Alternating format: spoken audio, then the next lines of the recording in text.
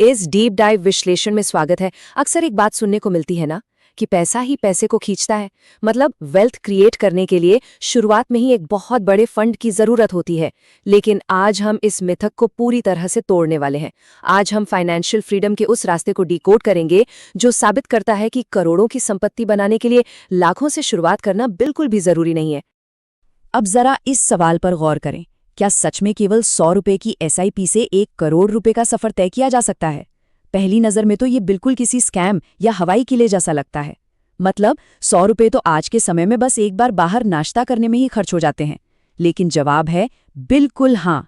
अगर अत्यधिक अनुशासन और सही रणनीति हो तो इतनी छोटी सी रकम भी एक विशाल कॉर्पस में बदल सकती है। ये कोई जादू टोना नहीं है, ये विशुद्ध गणित है। तो चलिए इस पूरे रोडमैप को जल्दी से देख लेते हैं।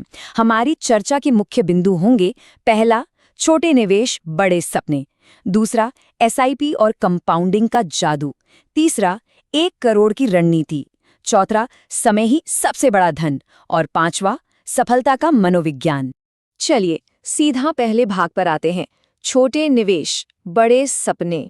होता क्या है कि कई बार निवेश करने में इसलिए बहुत देरी हो जाती है क्योंकि लगता है कि भाई लगाने के लिए तो कोई बड़ी रकम है ही नहीं। लेकिन यहीं पर एंट्री होती है एसआईपी यानी सिस्टमैटिक इन्वेस्टमेंट प्लान की। इसे इस सफर का सबसे भरोसेमंद वाहन मान सकते हैं। ग्रो या ज़ीरोधा जैसे प्लेटफॉर्म्स के जरिए हर महीने एक छोटी और तय राशि को आसानी से ऑटोमेट किया जा सकता है। सोचिए, 100 रुपए जो शायद चाय समोसे का खर्च है, वो असल में वित्तीय अनुशासन बनाने और मार्केट को समझने की एक बहुत ही बेहतरीन शुरुआत हो सकती है। अब आते हैं दूसरे भाग पर, एसआईपी और कंपाउंडिंग का जादू। अगर एसआईपी को हमने एक वाहन माना है तो कंपाउंडिंग उस वाहन का इंजन है। इसे ऐसे ही दुनिया का 8वां अजूबा नहीं कहा जाता। इसका गणित बहुत ही दिलचस्प है। लंबी अवधि में होता क्या है कि जो रिटर्न मिलता है वो अपना खुद का रिटर्न जनरेट करने लगता है। मतलब मुनाफे के ऊपर मुनाफा।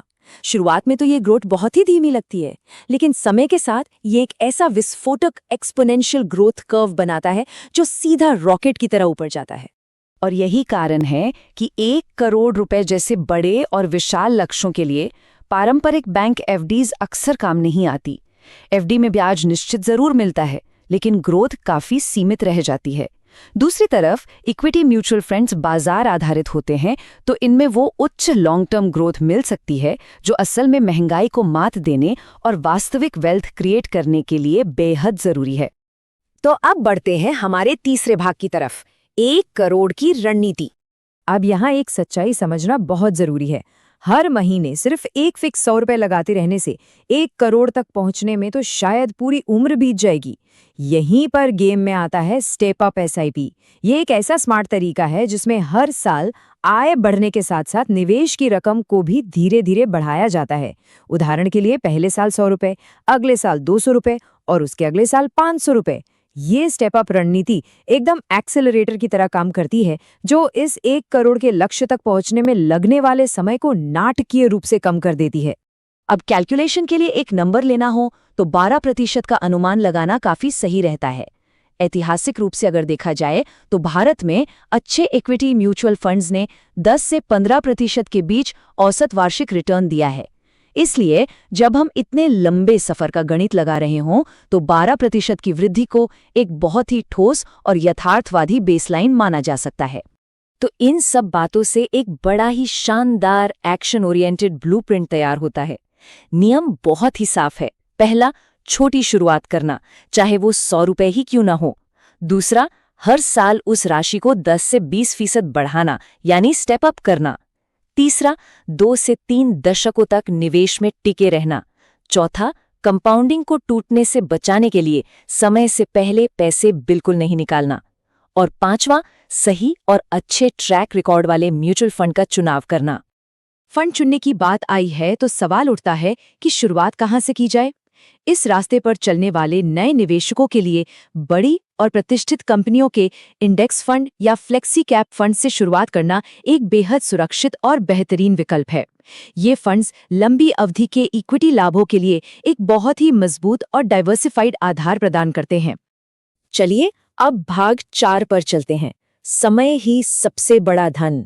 कंपाउंडिंग के गणित में जो सबसे बड़ी ताकत है ना, वो पैसा नहीं है, वो समय है। कल्पना कीजिए 2 अलग-अलग निवेशकों की। एक व्यक्ति 20 साल की उम्र में निवेश शुरू करता है और दूसरा 30 साल की उम्र में। जो 20 साल की उम्र में शुरुआत कर रहा है, वो अंत में एक बहुत ही विशाल फंड तैयार करेगा। क्यों? केवल इसलिए क्योंकि उसके पैसे को कंपाउंड होने के लिए पूरे 10 अतिरिक्त वर्ष मिल गए। ये आंकड़े साफ तौर पर चीख-चीख कर कहते हैं कि बड़ी शुरुआत करने से कहीं ज्यादा महत्वपूर्ण जल्दी शुरुआत करना है। और अब आखिरी भाग, सफलता का मनोविज्ञान। ऊपर बताया गया सारा गणित तभी काम करेगा जब इंसानी दिमाग इसमें कोई खेल न खेले। उस 1 करोड़ के मील के पत्थर तक पहुंचने में सबसे बड़ा खतरा कोई भयंकर आर्थिक मंदी नहीं है, बल्कि वो मनोवैज्ञानिक गलतियां हैं जो अक्सर लोग करते हैं। रातों रात अमीर बनने की सोचना, बार बार फंड बदलते रहना, और सबसे बड़ी गलती, जब बाजार गिर रहा हो तो डर के मारे अपनी एसआईपी रोक देना। जबकि असलियत तो यह है कि बाजार गिरने का सीधा सा मतलब है कि वही फंड अब सस्ते दामों पर ज्यादा यूनिट्स दे रहा है। ये तो एक तरह की सेल है। यहीं पर धैर्य बनाए रखना सबसे ज्यादा जरूरी हो जाता है। तो इस पूरे विश्लेषण का सार यही है कि वित्तीय स्वतंत्रता के लिए किसी बहुत बड़े बैंक बैलेंस की आवश्यकता नहीं है, बल्कि आज उठाए गए एक छोटे से कदम की जरूरत है। जैसा कि कहा गया है, अमीर बनने के लिए बड़ी शुरुआत जरूरी नहीं, लेकिन शुरुआत करना जरूरी है। सवाल ये नहीं है कि निवेश करने के लिए ढेर सारे पैसे कब आएंगे। असली सवाल तो ये है कि समय बहुत तेजी से हाथ से फिसल रहा है। तो क्या वो 100 रुपए की छोटी सी शुरुआत आज से ही की जा सकती है?